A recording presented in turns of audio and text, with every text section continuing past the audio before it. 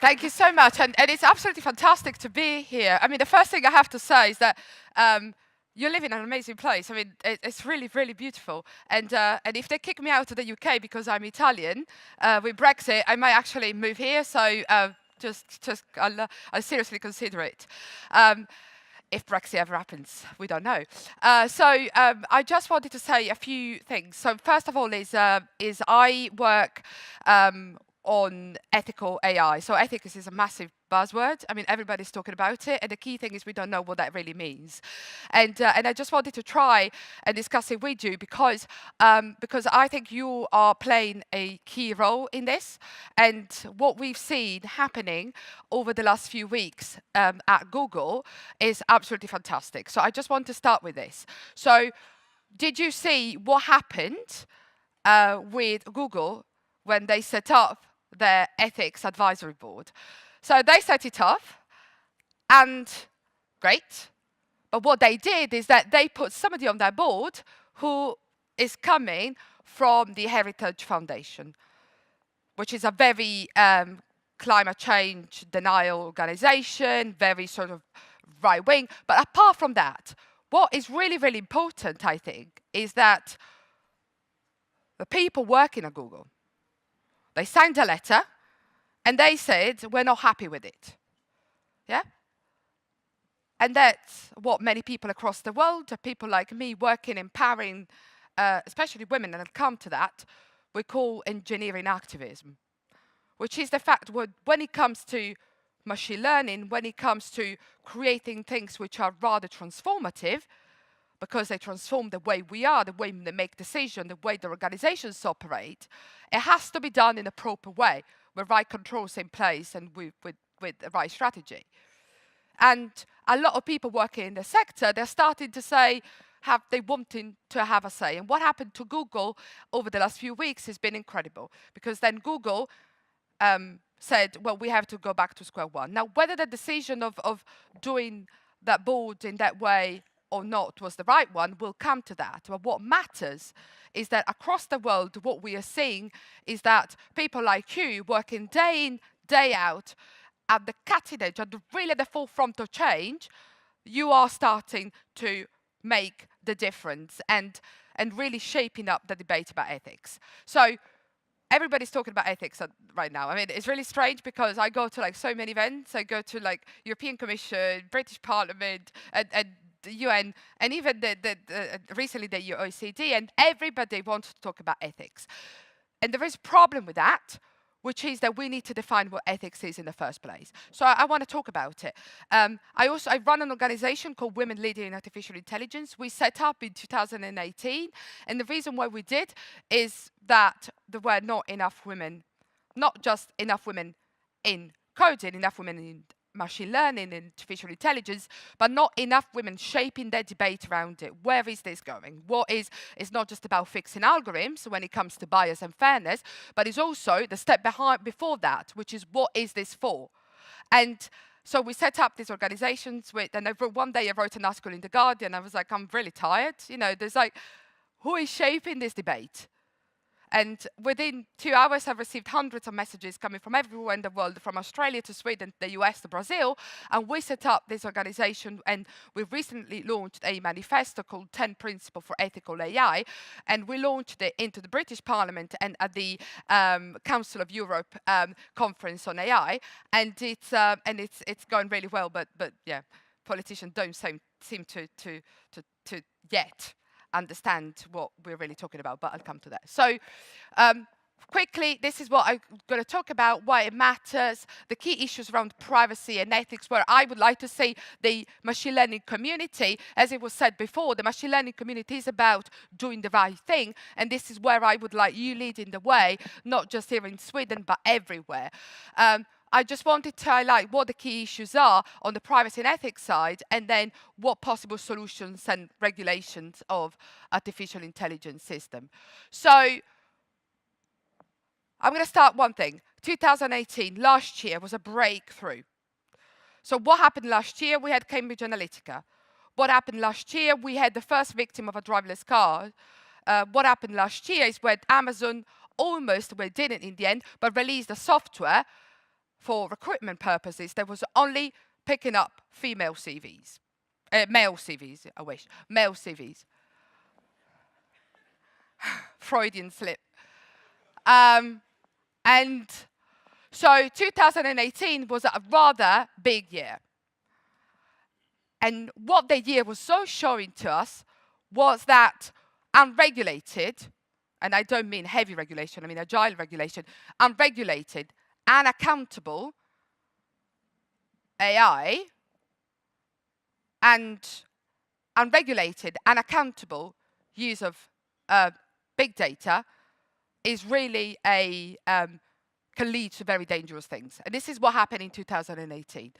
So what we are talking about when we talk about ethics, my background is in privacy law, but what we're talking about ethics at the moment, and we're talking about it because big things are arising, including, for example, bias and unfairness in algorithms.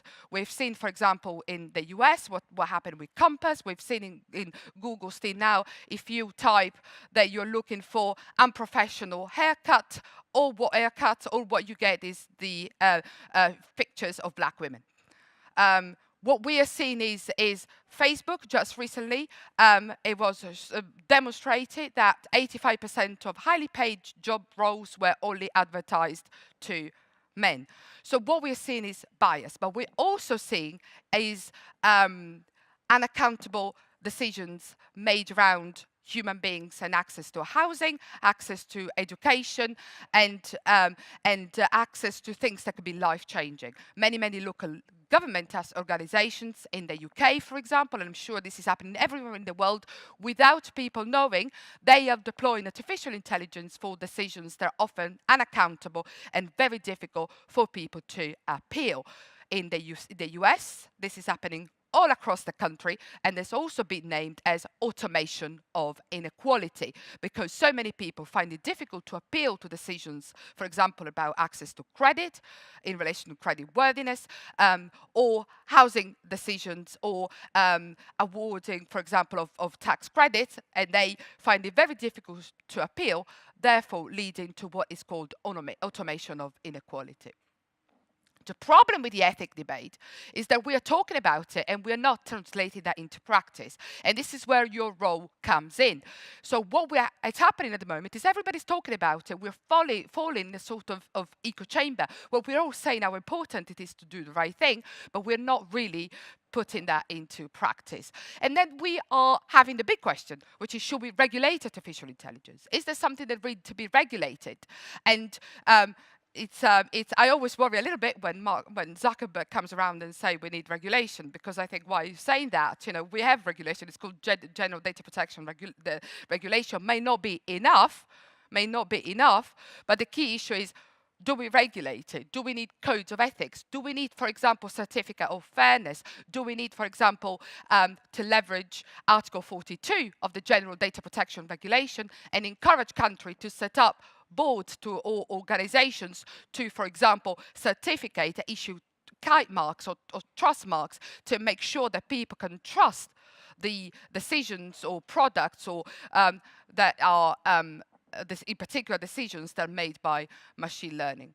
And then the other big thing, which is around the rethinking the concept of privacy. I mean, we live in a world where our data is collected, as you know, all the time, whatever we do, because we have a smartphone, or because we live in a connected home, or because we take public transport. At every single time our data is collected. And there is one huge problem here, which is the key concept of data privacy, when I went into law, is data minimization.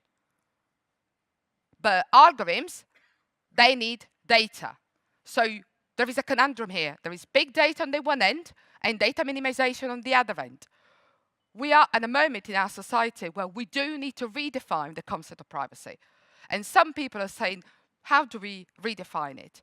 How do we live as data citizen in the world that we live in? And there are some people who are talking about how do we rethink in privacy in the era of big tech? And for example, I'm somebody who advocates for group privacy rather than merely focusing on individual privacy. So we know all that. I've just been saying that data is collected every time. The products, I work with organizations that deploy machine learning for all across sectors. It could particularly one of my key focuses at the moment, because of the ethical implications of it, is around the real-time bidding processing and dynamic pricing, because I'm passionate about it, because it's where I think ethical AI becomes particularly important. And sectors, as I said, are everywhere. The company I work for, we started in the energy sector, so we do a lot of work around use of artificial intelligence in energy and how that can inform, make better decision, not just in terms of pricing, but in terms of distribution of energy across the grid. So what we said is, what are the key things around that have changed and they make ethics complex in machine learning? So the key things is around, as we said, the issue of data. The problem is that the use of big data, which has changed the landscape, has got different characteristics from before. So the first one is data persistence. It's probably the reason why I say to my children, especially to my 14-year-old going to first parties, I say to him, don't ever put a photo of yourself drunk at a party on Facebook. Because 10 years down the line, when you're out looking for your first job, your employer might be looking at that photo and decide against giving you a job. The problem with data that we're feeling right now is data persistence. So the fact that once data is out there and you know that, is there to stay. And people say, very wrongly, people say that data is the new oil. Well, it's not. Because once you've used the oil, it's used. With data, you can use it over and over again. You can repurpose it, and once it's there to stay.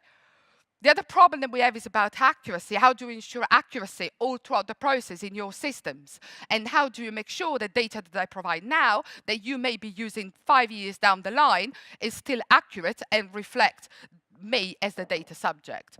And then the issue about transparency, and we'll come into that, because this is where I really need your help.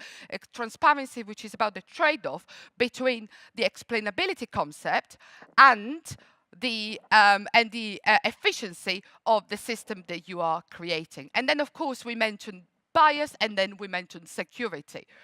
So persistent, we spoke about it. So that is really about the fact that data is here to stay. Accuracy. Now, the problem that we have with data right now is called inferences. The problem we have is that you can understand things about me, and very sensitive things about me, from data which is not sensitive at all. For example, organizations in the financial sectors, and especially new fantastic tech organizations, companies working in the financial sector, they're working on credit worthiness. And the fact, and this is great, and this is fantastic, because you can assess credit worthiness from individuals that don't have the traditional conditions to access credit. So, for example, a young couple that doesn't have a background in paid jobs, or in the past, they can access credit because they can demonstrate credit worthiness in other ways. But this could also be very dangerous, because what are the consequences of, first of all, assessing what credit worthiness is, but second, what are the consequences of using, for example, data coming from social media to understand whether somebody can access credit or not, because they are considered by some authority to be able to repay their loans. So there is a very deep ethical issues about that. And also, for example, from non-sensitive data at all, we are now able, for example, to understand whether somebody is entering a manic state, whether somebody is likely to commit suicide. And this is happening all across Facebook and all across social media. And the problem is what you do with this information. If you use this information for a way which is considered ethical, that is fine. But what happens if we take this reasoning one step forward? And what happens if you can identify people who are likely to commit suicide, or just through their messaging on Facebook, and not just what they've typed, but what they have typed and they haven't posted because they've deleted? What if we are able to understand from those information that somebody has just entered a manic state? And what happens if, for example, we start targeting them with messages around a trip to Las Vegas? because we know that somebody who's just entered a manic state is more likely to spend money. So why am I mentioning all this? Because the ethical consequences around being able to extrapolate data which is very sensitive from information that is not sensitive at all is quite dramatic. And this is another big issue that we are facing at the moment.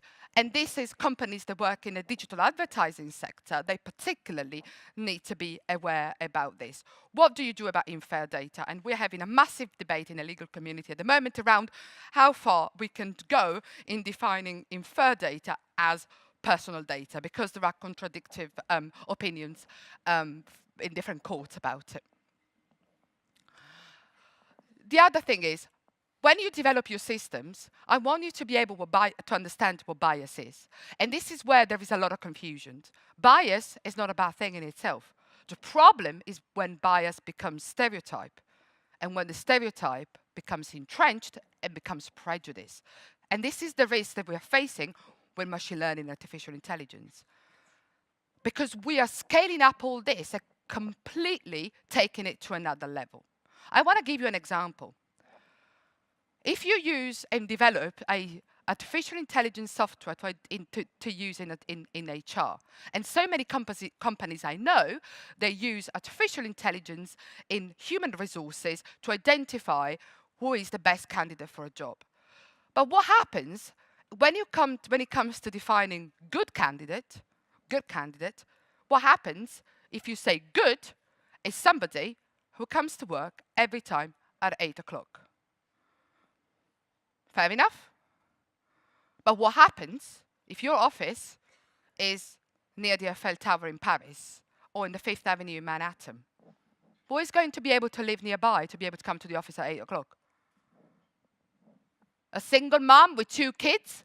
No. You're introducing bias by default. What happens if you want to understand who is more likely to carry a knife? You look at the sampling of data that you have. Where is this data coming from? It's a sample. But this data is historic data. And black people are much more likely to be stopped and searched in the street. You're introducing bias. Bias comes in from bias data, obviously, garbage in, garbage out. And you know that much better than me. But it's not just about bias data. It's also about the ability of you, when you produce a system, when you create one, to see where could the bias come from. If I use class labels, if I use a specific variable, am I introducing bias without noticing, without knowing that? If, for example, I use a postcode and a postcode becomes particularly relevant in the parameters that I'm setting, am I introducing bias? For example, is there a postcode where particularly wealthy people live? These are all conversations that you need to have. And when I work with organizations, I always say to them, have you thought about all this? Is your workforce diverse enough so that you can understand all these issues? Because the bias and the potential stereotypes that I can come up with are very different from what somebody else might come up with. This is why a diverse workforce is very important. But it's not just that. I always say to organizations, what is the governance that you have in place? Are you doing something which is like a first or second or third line of defense? Too complicated? No, it's not. Because you are the coders, you're the programmers. Yeah? You come up with something. But then you work with organizations, so you introduce machine learning in your own organizations, and you have to think about all this. But you can't bear the responsibility on your shoulder, all of it. It has to be an organizational strategy. Who is involved with this? And also, is somebody else involved with this? Are citizens involved? If, for example, that involves giving a loan, or if that involves dynamic pricing, or if that involves something which is so crucial to people's life, how much they spend, whether they get access or not to a loan, or whether they see an advert or not, which, trust me, is a major thing. And you're developing this system. Who is involved in these decisions? Who is involved in thinking, is it going to be biased or not? Am I accidentally falling into this trap? Am I accidentally going to serve a particular ad only to specific people without even realizing it? These are all very important conversations that we need to have. Now, the GDPR is an helpful one. The GDPR, helpful and unhelpful. The GDPR says, there's an article, which is Article 22, and the GDPR says individuals have a right to access meaningful information where a decision about them is made. Yeah? Doesn't mean anything, does it? What does it mean, meaningful information? Who knows? That would be for a court to decide. But you are programming this thing, right? So you have to be able to work with organizations that are deploying it, or your own organizations deploying it, that have to comply with this legislation. Okay? Article 22 says that the human in the loop, basically saying, you know, an individual has the right to say, I want my decision to be reviewed by a human. But also, it says in Article 71, it's a recital 71, it says explainability. Another word that I have to say I dislike because I don't really know what it means. And I'll tell you why I don't know what it means. Because I don't want to know how an airplane works. Last night I went to the Norwegian Airlines. I go on the plane. I just want to know that somebody has checked that the airplane is fit to fly. I'm not expected to know exactly how the engine works and all that. But when you are out there and you create your systems, then organizations may say to you, well, how do I comply with the GDPR? So that's where the governance is important. How are you going to ensure a degree of accountability and transparency?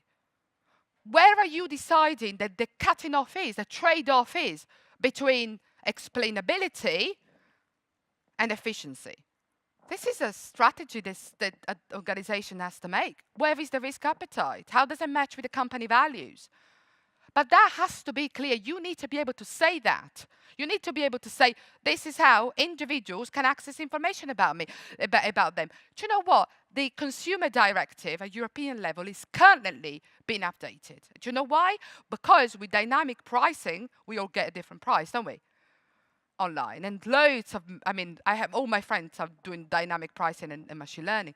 But the problem is that this directive correctly is saying individuals, when they're offered a price based on their availability to spend, their browsing history and their data and whatever, they need to be told there and then that that price is not a fixed price, but it's the result of dynamic pricing. Consumer rights. How are you going to explain that? When you build your system, how are you going to make sure that your client, if you sell it, or if you're developing in-house, if somebody says to you, I want to know how you've come to that decision, how do you explain it? And this is very important. Quickly,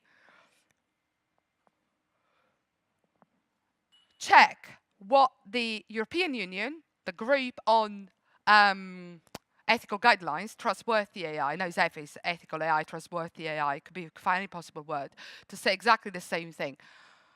To say that privacy and ethics by design is what we're looking at. I would highly recommend to look at that document. It came out yesterday. And it also includes a call to action, which is, there is an AIA, which is an algorithm impact assessment in there. Test it. And let them know what you think. Test it. Tell them if it's easy and agile enough for you on the scientific side, on the technical side to do it, as much as it's for us who sit on the legal side to say, on the ethical side and on the philosophical debate to say that you have to do it. Do it yourself. Try it. Algorithmic impact assessment. Some people say, oh, we've got a data protection impact assessment. Merge it. Do it together. Nobody's stopping you to merge the two. And nobody's saying to you that you can't use one fantastic element of the data privacy impact assessment, which nobody uses, which is privacy by negotiation. Which means, can you involve the public in this? Can you share what are the values and opinion what you're doing? Security, the sources of bias we went through, which is what I was talking about, the proxies, the intentional or non-intentional discrimination. And this is the last thing I wanted to talk to you about. You are doing something very important, and you are defining how the future is going to be.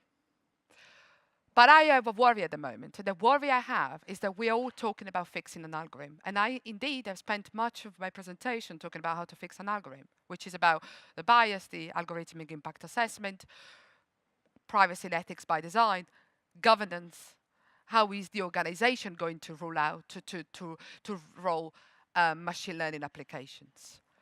But there is one thing. I do fear that everybody's talking about ethics as a smokescreen. I do feel that everybody's talking about ethics, about how to fix an algorithm, without asking the main question, which is, what is this for in the first place?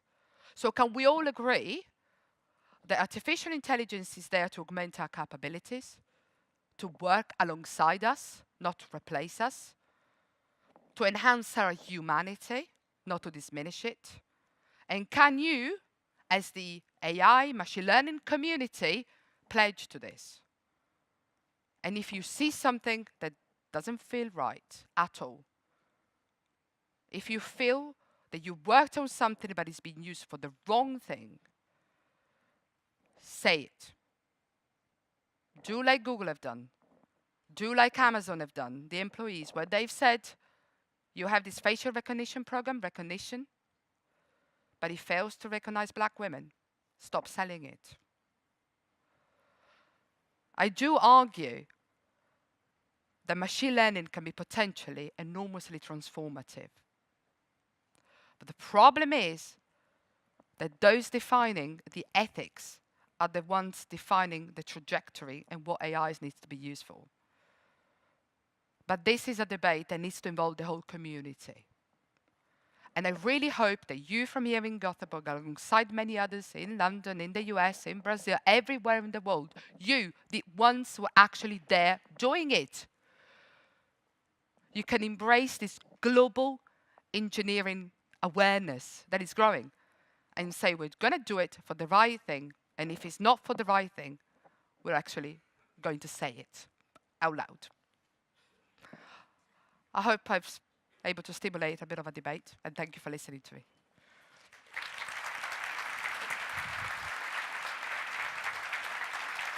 That was wonderful. Was it okay? Now we have some minutes for questions. If anyone... Yeah? So I have a question.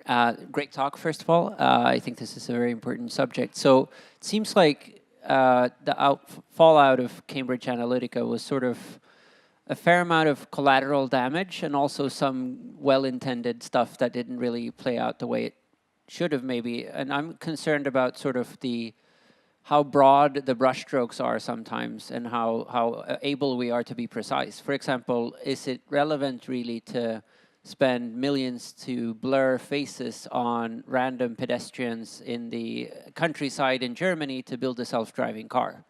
It seems like collateral damage in an attempt to stop other things. So do you have any thoughts on how to be precise enough here to not have too many unintended consequences? Yeah, it's true. I mean, so you, for example, do you feel that we're going in sort of a direction which is complete waste of time in terms of, for example, if you say, if we have to, or do you feel that we have to sort of reframe this discussion? It seems like GDPR has, it's gotten all the lawyers really afraid and confused and making a lot of things much harder than they maybe need to be totally. In the wrong, it's hitting the wrong targets in a lot of cases. But I also have to be, honestly, I started being involved in privacy when I was about 16 because I went to the US as an exchange student and I found that there were cameras everywhere, even in the toilet.